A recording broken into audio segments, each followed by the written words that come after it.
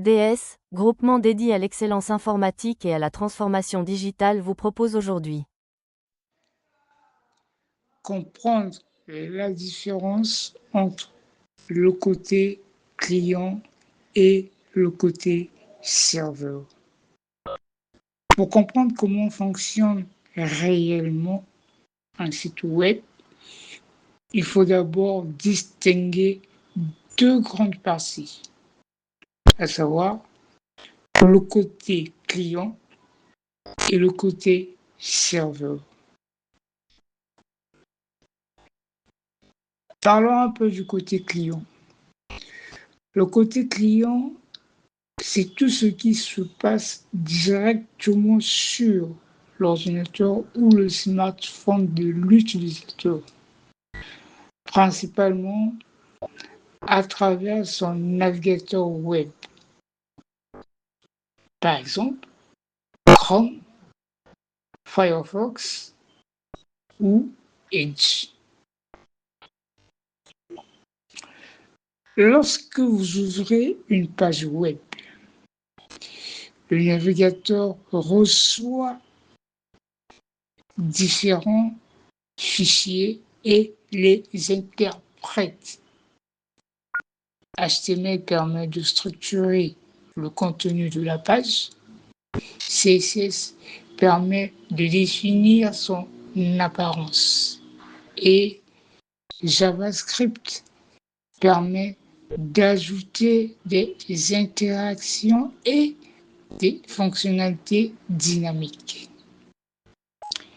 C'est donc le navigateur qui exécute ces technologies côté client. Par exemple, lorsque vous cliquez sur un bouton et qu'un élément apparaît immédiatement à l'écran, cette action peut être gérée directement par JavaScript. Mais derrière cette interface visible, bien sûr, se trouve une deuxième partie essentielle, le côté serveur. Le serveur reçoit les demandes envoyées par le navigateur, traite les informations et exécute la logique de l'application. C'est ici que peuvent intervenir des langages comme le PHP. PHP est exécuté sur le serveur. Il peut, par exemple, vérifier les informations saisies dans un formulaire, effectuer des calculs, gérer une connexion utilisateur ou encore communiquer avec une base de données pour enregistrer ou récupérer des informations. On peut donc retenir le schéma suivant: utilisateur, navigateur, serveur, base de données. Le navigateur affiche le résultat à l'utilisateur, tandis que le serveur travaille en arrière-plan pour effectuer les traitements nécessaires.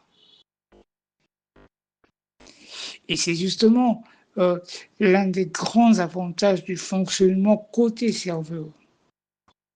Le code PHP et certaines données sensibles ne sont pas directement envoyées au navigateur.